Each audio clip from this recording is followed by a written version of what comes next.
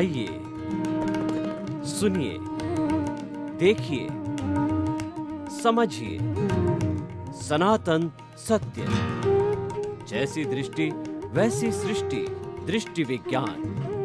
कुदरत, कुदरती रचना एवं कुदरत के कानून से शाश्वत सुख की प्राप्ति।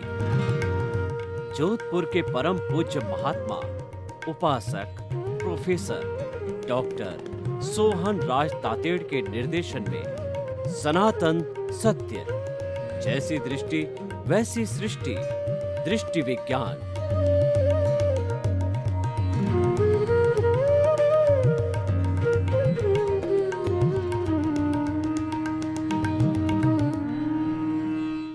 भाई और बहनों, मातृशक्ति को नमन। आज का हमारा विषय है शरीर प्रेक्षा, श्वास प्रेक्षा के प्रयोग। पहले हम सिद्धांत पर जाते हैं कि शरीर प्रेक्षा का अर्थ क्या हो गया। प्रेक्षा का अर्थ देखना, चाहे आप भीतर देखो चाहे बाहर देखो, देखा कैसे जाए। राग द्वेष मुक्त होकर समदृष्टि से तीसरा नेत्र खोल करके समभाव से देखना। यानी जो कुछ भी देखो उसमें लाइक डिसलाइक नहीं करना। वो हमारी दोनों आँखों की जगह तीसरी आँख खोल देना, जिसके अंदर कि हमको ना तो कोई प्रिय लगे ना कोई अप्रिय लगे। हम तो उसको समभाव से जो है निमित्त, निर्दोष, अकर्ता और शुद्ध आत्मा समझे किसी भी जीवित प्राणी को। और हमें राग द्वेष जड़ पर भी नहीं करना है। ऐसा देखने को हम प्रेक्षा ध्यान कहते हैं। प्रेक्षा का अर्थ राग द्वेष मुक्त होकर देखना, और ध्यान का मतलब गहरे में जाकर के देखना। यह विपश्यना जो ध्यान बौद्ध धर्म का है, उसकी तरह से जैन धर्म की ये पद्धति जो है प्रेक्षा ध्यान पद्धति कहलाती है। और ये आगमों से ली गई है। ये बहुत पुरानी पद्धति है।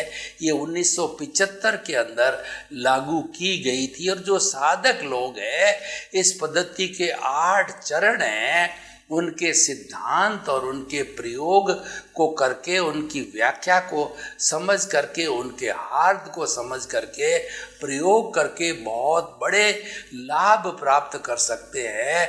और सबसे बड़ा लाभ है वो अपनी इम्यूनिटी को बढ़ा रहे हैं। उस कारण आज का जो कोरोना काल चला था या चल रहा है, वो धीरे धीरे प्रभावहीन हो रहा है। प्रेक्षा ध्यान हमको स्वास्थ्य देता है, इम्यूनिटी बढ़ाता है, और आप जीवन में जो कुछ चाहते हो वह सब प्रेक्षा ध्यान पद्धति से मिलेगा। 100 बीमार एक अनार, एक अनार का जूस है, वो 100 लोगों को पिलाया जाए तो सभी स्वस्थ हो जाते हैं, क्योंकि अनार के अंदर वैसी अर्हता है सब तरह के रोगों को दूर करने की अर्हता अनार में है। उसी तरीके से सब लाभ को प्राप्त करने की अर्हता प्रेक्षा ध्यान में है। चाहे भौतिक लाभ हो, चाहे आध्यात्मिक लाभ हो, चाहे ज्ञान का लाभ हो, चाहे राजनीति का लाभ हो, चाहे व्यवसाय का लाभ हो, सभी तरह के, चाहे बीमारी को ठीक करने का लाभ हो, सभी तरह के लाभ प्रेक्षा ध्यान पद्धति से प्राप्त किया जा सकता है। ये मात्र मैं नहीं कह रहा हूँ, करोड़ों करोड़ों लोगों ने जिस पद्धति से जो साधना की है, इसके प्रयोग किए हैं, वो उनकी सबकी अनुभूति मैं बता रहा हूँ। उनमें बहुत बड़ा परिवर्तन आया। और सबसे बड़ा परिवर्तन आया कि व्यक्ति पहले जो है चंडाल क्रोध की तरह उबलते रहते थे, वो अप्रेक्षा ध्यान पद्धति करने से जिस तरीके से उफनते हुए दूध के अंदर पानी के छींटे डाल करके उसको शांत किया जा सकता है, तो परमानेंटली उन्होंने समदृष्टि को प्राप्त किया, समता को प्राप्त किया, शम और सम की संस्कृति को प्राप्त किया। शम का मतलब होता है कषाय का उपशमन करना, और दूसरे सम का अर्थ होता है सबके साथ समानता का व्यवहार करना, और तीसरे श्रम का अर्थ होता है कि फिजिकल वर्क करना। व्यक्ति को फिजिकल वर्क करते रहना चाहिए ताकि हमारा फिजिकल हेल्थ जो है वो अच्छा रहे, और हमारा mental health, spiritual health, emotional health और सोशल हेल्थ तो परीक्षा ध्यान अपने आप दे देता है। फिजिकल के लिए हमको टहलना पड़ेगा, काम करना पड़ेगा, आसन प्राणायाम करने पड़ेंगे, थोड़ा पुरुषार्थ करना पड़ेगा। अब मुख्य दो सिद्धांतों पे आता हूँ। शरीर प्रेक्षा का अर्थ क्या है कि शरीर के एक एक अवयव को देखना, बाहर का शरीर भी देखना और भीतर के शरीर के एक एक अवयव को देखना। बाहर देखना है वो हम खुली आंखों से देखते हैं, और भीतर जो देखना होता है उसमें चित्त का सहारा लेते हैं। चित्त को हम एक एक बिंदु के ऊपर हमारे 10 तरह के जो सिस्टम हैं, जैसे कि हमारा उत्सर्जन तंत्र है और हमारा पाचन तंत्र है, ब्लड सर्कुलेशन तंत्र है, श्वसन तंत्र है, और भी सभी तरह के हमारे जो तंत्र है उन सब तंत्रों को देखना, और उसके साथ में एक एक कोशिका को देखना। कोशिका के द्वारा जो हमारे ऑर्गन्स बनते हैं, टिश्यूज बनते हैं, उन सब चीज़ों को देखना, मात्र देखना। मैं आपको एक उदाहरण देना चाहता हूँ कि एक जो है फैक्ट्री का मालिक जब फैक्ट्री के राउंड पे आता है, या किसी विभाग का अफसर अपने विभाग का राउंड लेता है, या थल सेना, नभ सेना, वायु सेना का ब्रिगेडियर जो कभी राउंड के ऊपर, इंस्पेक्शन के ऊपर आता है, देश का प्रधानमंत्री किसी शहर के इंस्पेक्शन पे आता है, तो ऐसी स्थिति के अंदर स्वतः ही सुधार हो जाता है, क्योंकि वह हाईएस्ट अथॉरिटी होती है, उसका एक अनुशासन होता है। क्योंकि लोगों को ये भय रहता है कि हमारा बॉस जो है कोई अगर गलत निर्णय ले लेगा तो हमारा जीवन है वो दुखी हो जाएगा। तो सब संयमित हो जाते हैं, कंट्रोल्ड हो जाते हैं, अनुशासित हो जाते हैं। तब हमारे मालिक, जो हमारा ये स्थूल शरीर है, उसका मालिक है चित्त, और उस चित्त के साथ जो काम करने वाले हैं वो मन है, बुद्धि है, अहंकार है, इंद्रियां है, द्रवेंद्रियां है, कर्मेंद्रियां है, ज्ञानेंद्रियां है, हाथ पांव वगैरह इत्यादि जो सब साधन हैं, सब चित्त के नौकर हैं। जब चित्त के सहयोगी है, चित्त के सहायक है, तो इस चित्त को जब हम, मालिक को जब हम घुमाते हैं शरीर की एक एक कोशिका के ऊपर, तो एक एक कोशिका स्वस्थ हो जाती है, अनुशासित हो जाती है, मर्यादित हो जाती है, और वह अपना कार्य सुचारू रूप से करने लग जाती। यानी थोड़ी बहुत भी उसमें डेडनेस आती है, सुस्ती आती है, या कोई भी भारीपन महसूस होता है, वो सब जो है वो हट जाता है। कहा भी गया है कि भय बिना प्रीत नहीं होती है। कई बार हम परिवार में भी देखते हैं, सरकार में भी देखते हैं, स्कूल में भी देखते हैं, पुलिस में भी देखते हैं, पब्लिक प्लेसेस में भी देखते हैं कि जब पुलिस वाला डंडा ठपठपाता है, मारना नहीं है, उस गंगा राम रूपी डंडे को ठक ठक करना है। ठक ठक करने से भी सज्जन व्यक्ति ऑटोमेटिकली अनुशासित हो जाते हैं। वो बात अलग है कि जो लोग जो है लातों के देव होते हैं, बातों से नहीं मालता है, उनको अलग निपटाना पड़ता है। उनके लिए जेल होती है, उनके लिए पुलिस के शिकंजे होते हैं, उसके अंदर उनको अलग रूप से ट्रीट किया जाता है। वैसे लोग तो टोटलिटी में 1% से भी कम होते हैं, अपराधी लोग, बदमाश लोग, दुर्जन लोग कम होते हैं, लेकिन 99% लोग जो है अच्छा जीवन, संयमित जीवन, सादगी का जीवन, ग्रस्त जीवन, सुखी जीवन जीना चाहते हैं। वो गलत अनैतिक कार्यों में नहीं जाना चाहते हैं, क्योंकि वो जानते हैं कि अगर हम अनैतिक कार्य में गए तो हमारी सारी गृहस्थी बिगड़ जाएगी, हमारा जीवन अशांत हो जाएगा। तो वो अशांति में क्यों जाना चाहेंगे? ये सारी चीजें जो है हमको प्रेक्षा ध्यान से मिलती है। और जब मालिक को, चित्त को हम भीतर की ओर एक एक कोशिका के ऊपर घुमाते हैं, सब कुछ स्वस्थ हो जाता है। पूरा शरीर जो है एकदम परफेक्टली जो है हेल्दी नजर आता है। इसीलिए शरीर प्रेक्षा की जाती है। दूसरी श्वास प्रेक्षा। श्वास प्रेक्षा का अर्थ ये होता है आते जाते श्वास को देखना और कैसे राग द्वेष मुक्त होकर के देखना। श्वास अच्छा है या बुरा है, छोटा है या बड़ा है, गर्म है या जो है वो शीत है, वो नहीं देखना है। हमें श्वास को लंबा लेना है, लंबा करना है। दीर्घ श्वास प्रेक्षा होती है। अनुलोम विलोम होता है कि एक नथुने से लिया, दूसरे से निकाला, दूसरे से लिया और जो है पहले वाले से निकाला है।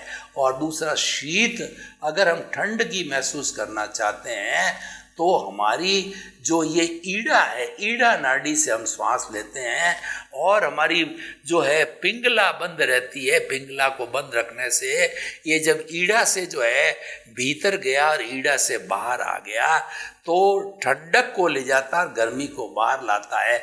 और सर्दी का मौसम हो तो ईड़ा और पिंगला से हम जो है भीतर ले जाते हैं और पिंगला से बाहर ले जाते हैं। गर्म श्वास भीतर गया, भीतर गर्मी देकर के भीतर की गर्मी को बाहर निकाला। इस सर्दी के दिनों के अंदर किया जाता है पिंगला का, और ईड़ा का जो किया जाता है ये गर्मी के दिनों में किया जाता है। और हमारे जो शरीर के दो पटल होते हैं, लेफ्ट साइड और राइट साइड, जो हमारा राइट साइड, लेफ्ट साइड का ब्लॉक होता है वो बेचारा जो है बहुत ही शांत होता है, वो धर्म वाला होता है।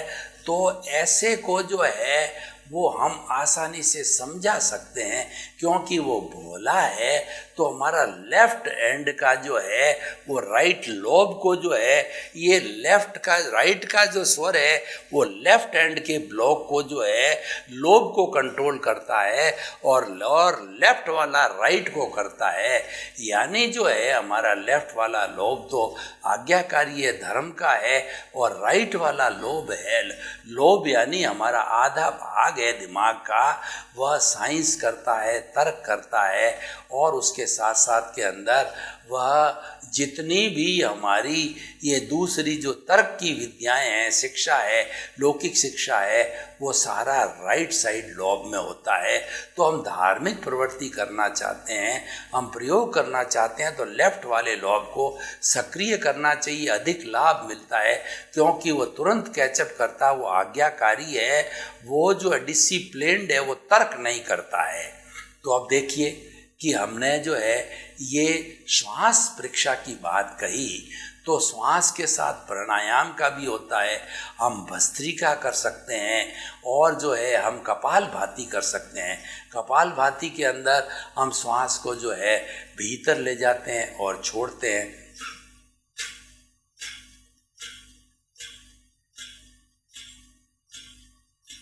ये कपालभाति है। और जो उसके बाद में भस्त्रिका है, हम तेजी से करते हैं। शांति से धीरे धीरे की जाती है, वो कपालभाति है। और भस्त्रिका तेजी से की जाती है। जो लोग हार्ट के पेशेंट है, ब्लड प्रेशर के पेशेंट है और वृद्ध लोग हैं, उनको कपालभाति करनी चाहिए। भस्त्रिका तो स्वस्थ लोग हैं और जो युवा लोग हैं उनको की जानी चाहिए।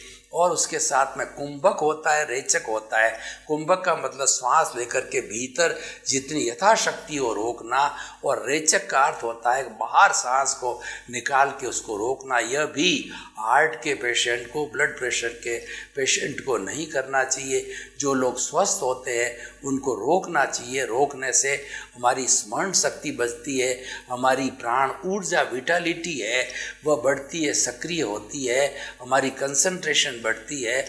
और उसके साथ हम भ्रामरी भी कर सकते हैं, यानी भ्रमर की आवाज़ श्वास को भर के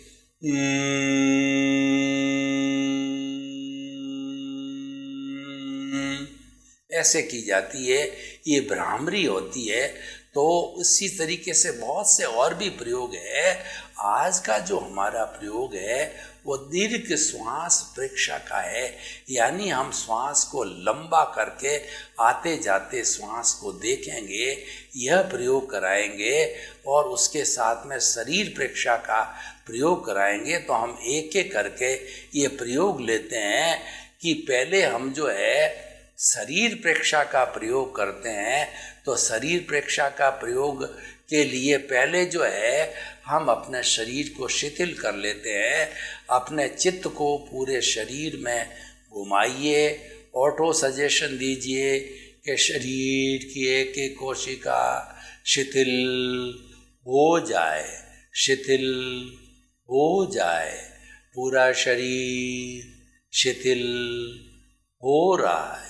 अनुभव कीजिए पूरा शरीर शिथिल, कोई अकड़न नहीं, कोई जकड़न नहीं, कोई तनाव नहीं, कोई भारीपन नहीं, कोई स्ट्रेस नहीं, कोई स्ट्रेन नहीं, कोई दुख नहीं, कोई दर्द नहीं, कोई जन्म नहीं, कोई मरण नहीं, केवल आनंद, केवल आनंद, केवल आनंद।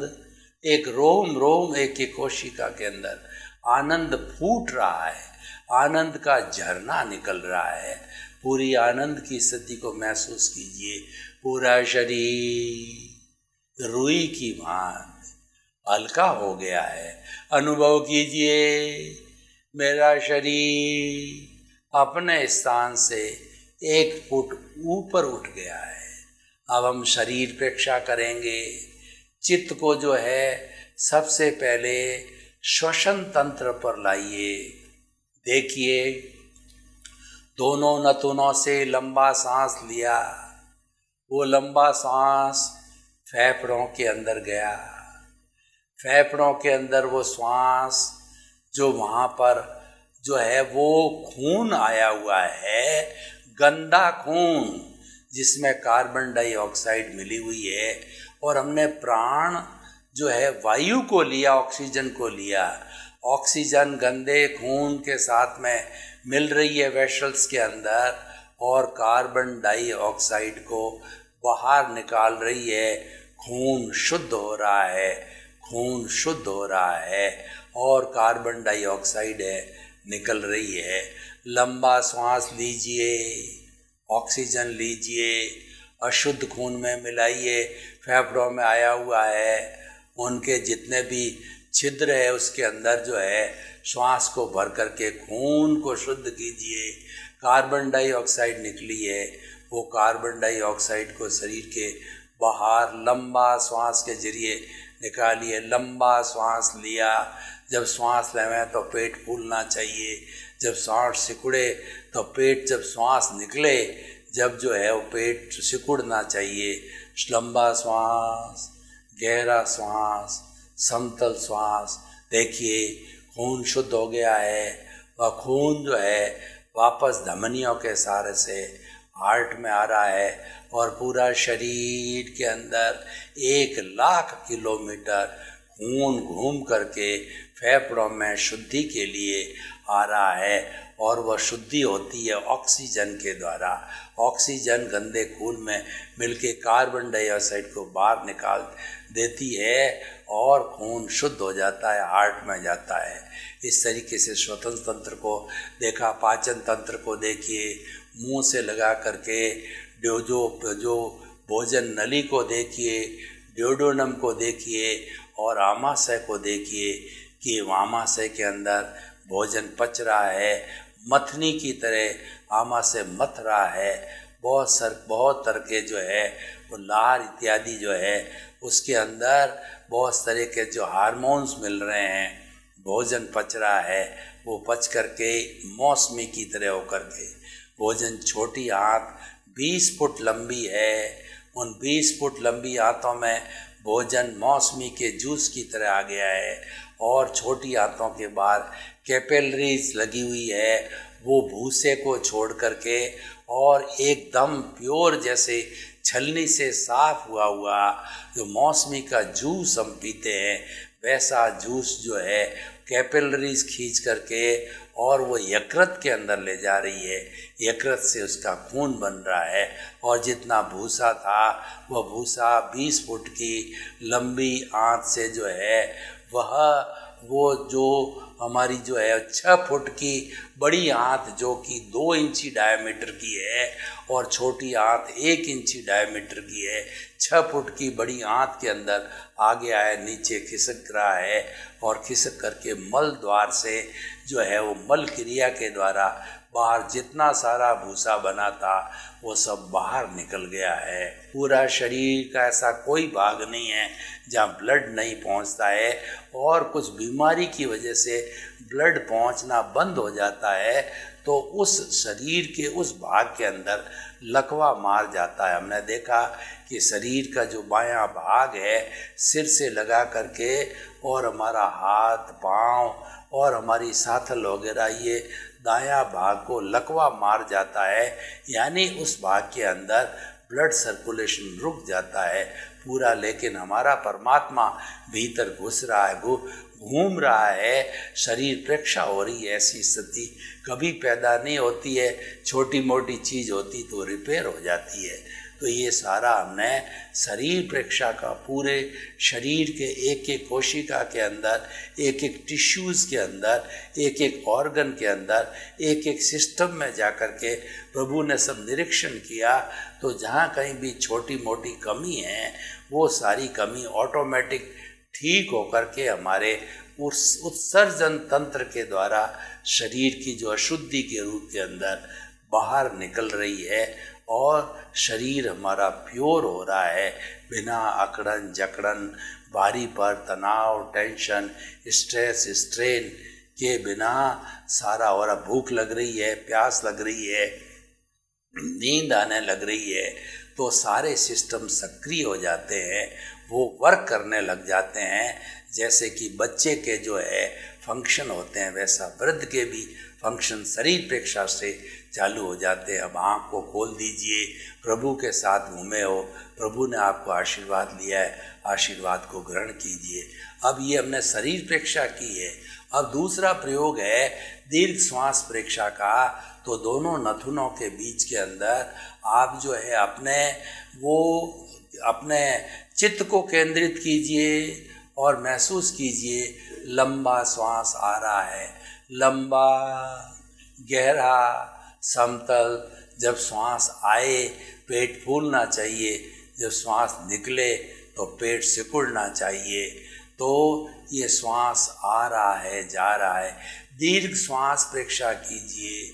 लंबा सांस, लंबा श्वास और लंबा लीजिए, लंबा निकालिए, लंबा गहरा श्वास, समतल श्वास, दीर्घ श्वास प्रेक्षा। जितना लंबा कर सकते हो उतना श्वास को लंबा कीजिए। प्रति मिनट श्वास की संख्या को घटाइए तो आपका स्वास्थ्य प्राप्त होगा, आपके कषाय का उपशमन होगा, आपकी वृत्तियाँ अच्छी बनेगी, आप अच्छे इंसान बनोगे। दीर्घ श्वास प्रेक्षा करने से विनय का गुण आता है। विनय सब गुणों की खान है। आपके क्रोध, अहंकार, माया, लोभ घटते हैं, आपकी पॉजिटिव थिंकिंग बढ़ती है और आपके जीवन में खुशी आती है, आह्लाद आता है, जीवन में सक्रियता आती है, पॉजिटिवनेस आती है और जीवन जीने का मन करता है। आपको लगता है कि ये दुनिया तो स्वर्ग जैसी है, क्योंकि शरीर स्वस्थ है, सांस स्वस्थ है, सोच अच्छी है, सबके प्रति समता की भावना है, कोई दुख दर्द नहीं है, चारों तरफ ही सुख है, चारों तरफ जो है आनंद का झरना बह रहा है और मेरी आत्मा उस आनंद के झरने में हिलोरे ले रही है, स्नान कर रही है। आनंद का तालाब, आनंद का सागर, और आनंद के सागर में मेरी आत्मा डुबकियां लगा रही है, आनंद की अनुभूति कर रही है। तो इस तरीके से जो है हमने दोनों प्रयोग किए। अरहन्ते शरणम पवज्जामि, सिद्धे शरणम पवज्जामि, साहू शरणम पवज्जामि, केवलीपन्नतं धम्मं शरणं पवज्जामि। चित्त के साथ हम रहे, प्रभु के साथ रहे, प्रभु ने हमको आशीर्वाद दिया तो आशीर्वाद सारा हथेलियों पे आ गया है। उस आशीर्वाद को जो है 3 बार जो है आप अपने सिर के ऊपर लाइए और देखिए कि प्रभु ने कितना आप पर उपकार किया है। तो अभी भाई और बहनों, हमने 2 प्रयोग किए। एक प्रयोग तो हमने शरीर परीक्षा का किया और दूसरा जो प्रयोग किया है हमने दीर्घ श्वास परीक्षा का प्रयोग किया। दोनों प्रयोग बहुत ही उपयोगी है। इसके लाभ बताना चाहता हूँ कि शरीर परीक्षा का प्रयोग करने से शरीर का एक एक कोशिका, एक एक टिश्यू, एक एक ऑर्गन, एक एक सिस्टम सब सक्रिय हो जाते हैं। शरीर में कहीं पेन नहीं रहता, कोई पेन किलर लेने की आवश्यकता नहीं है, कोई मेडिसिन एलोपैथी की लेने की आवश्यकता नहीं है।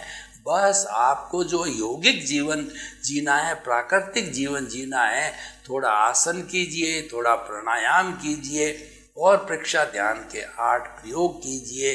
तो आसन प्राणायाम से हमारा फिजिकल हेल्थ अच्छी रहती है और प्राणायाम से मेंटल जो है पीस रहती है और आपकी जो इमोशनल, स्पिरिचुअल और सोशल हेल्थ है वो परीक्षा ध्यान के प्रयोग करने से प्राप्त हो जाती। शरीर परीक्षा करने से शरीर बिल्कुल कंचन हो जाता है, कुंदन हो जाता है। जैसे कि जो है वो सोने को तपाया जाता है तो कुंदन बनता है, तो हमारी श्वास, हमारी जो शरीर परीक्षा की जाती है तो शरीर जो है पूरा कुंदन बन जाता है और श्वास परीक्षा से हमारे जो है वो कषाय उपशमन होता है, सुख की अनुभूति होती है। तो इस तरीके से जो है हम आपको बताना चाहते हैं कि ये प्रयोग है हमारे जीवन में हमको सब कुछ भौतिक आध्यात्मिक वो देते हैं जो हम चाहते हैं। सर्वे भवन्तु सुखिनः, सर्वे सन्तु निरामया। लोक के सब जीवों को सुख मिले, शांति मिले, आनंद मिले। आप सभी के प्रति मंगल।